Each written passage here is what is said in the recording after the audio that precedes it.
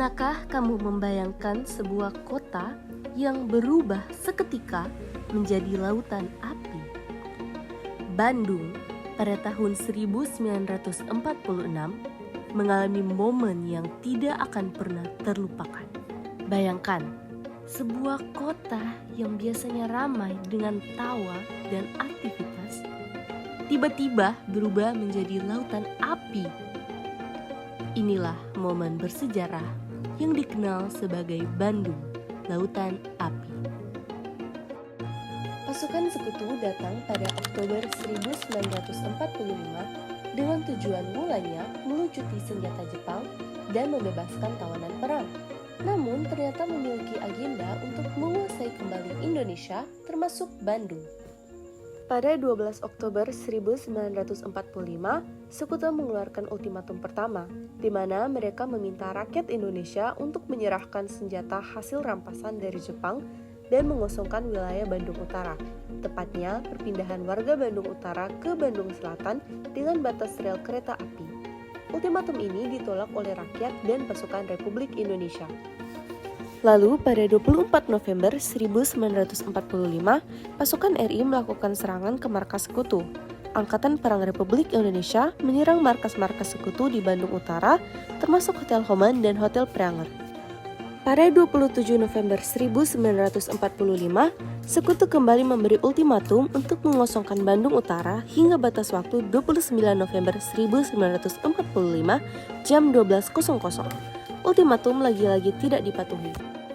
Pada pertengahan Maret 1946, Sekutu kembali mengultimatum agar rakyat dan tentara Indonesia mengosongkan Bandung Selatan hingga radius 11 km dari pusat kota.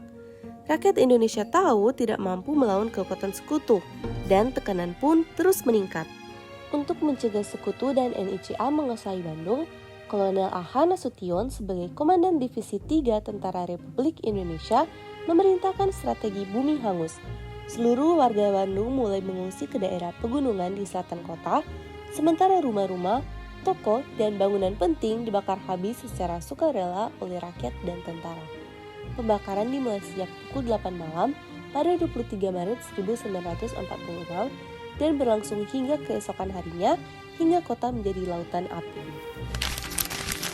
Api menyebar cepat, membuat separuh kota rata dengan tanah. TRI mundur ke selatan sejauh 11 km sambil tetap menyerang wilayah utara sebagai simbol bahwa mereka pergi bukan karena kalah, tapi karena strategi. Akhirnya, Bandung benar-benar ditinggalkan oleh rakyatnya dengan sekitar 200.000 sampai 500.000 orang pengungsi. Momen ini mengakibatkan ribuan warga kehilangan rumah, toko, dan harta benda mereka. Kehancuran ini memaksa banyak keluarga mengungsi, menimbulkan kesulitan hidup, dan meninggalkan bekas trauma yang dalam bagi warga yang menyaksikan langsung peristiwa ini. Indonesia memang sudah merdeka secara de jure dan facto, bebas dari penjajahan fisik dari bangsa asing. Tapi, kemerdekaan itu belum dirasakan oleh seluruh masyarakat Indonesia.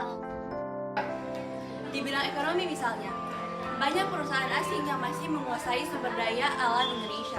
Contohnya, tambang emas terbesar di Papua dikuasai oleh PT Freeport yang dari Amerika, atau perusahaan asing yang mengelola perkebunan kelapa sawit di Sumatera dan Kalimantan. Idealnya, seharusnya kekayaan alam kita ini dikelola oleh bangsa sendiri, sehingga hasilnya benar-benar dinikmati oleh rakyat Indonesia, bukan justru mengalir ke orang asing. Kalau dulu Bandung dibakar supaya tidak dimanfaatkan oleh Belanda, maka sekarang semangat itu bisa kita wujudkan dengan membangun kemandirian ekonomi dan memperkuat perusahaan nasional agar tidak bergantung pada asing. Dalam peristiwa Bandung Lautan Api, ada beberapa Pancasila yang sangat terlihat jelas. Yang pertama adalah sila yang ketiga, yaitu Persatuan Indonesia. Di sini terlihat bahwa rakyat-rakyat bersama-sama bersatu tanpa membedakan agama, golongan, maupun ras yang mereka punya. Lalu mereka rela berkorban agar kota mereka tidak jatuh ke tangan Belanda. Yang kedua adalah sila keempat, yaitu kerakyatan yang dipimpin oleh kebijaksanaan dalam musyawaratan perwakilan. Ini terlihat bahwa rakyat melakukan musyawarah bersama pemimpin yang ada, sehingga langkah besar yang diambil bukanlah keputusan sepihak. Kemudian yang terakhir adalah sila yang kelima, keadilan sosial bagi seluruh rakyat Indonesia.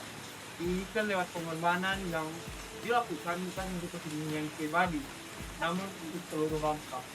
Semua ini menunjukkan bahwa semangat perjuangan rakyat Bandung tidak hanya mempertahankan kemerdekaan, namun juga menghidupkan nilai luhur bangsa dalam kehidupan berbangsa. Coba deh kalian bayangkan, Indonesia seperti rumah yang besar, terletak di jalur utama dunia.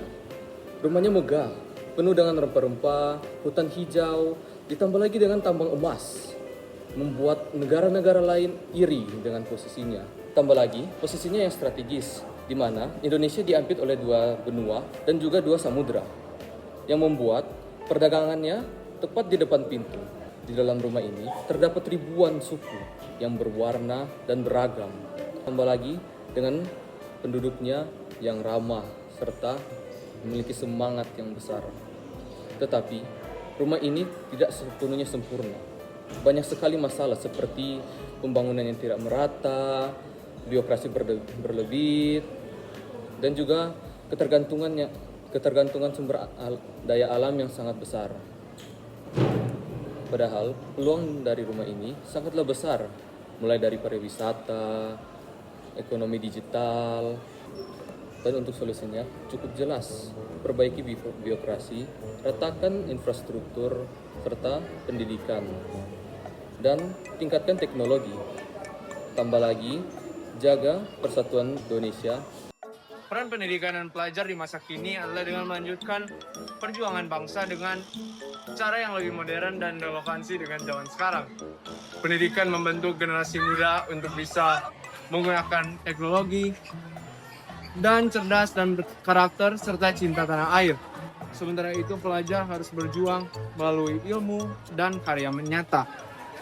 Jika dulu rakyat berkorban untuk melawan penjajah, sekarang pelajar harus bisa memperjuangkan dan menghadapi tantangan pendidikan, perpecahan dan masa sosial lainnya agar bisa mewujudkan Indonesia yang lebih maju dan bersatu.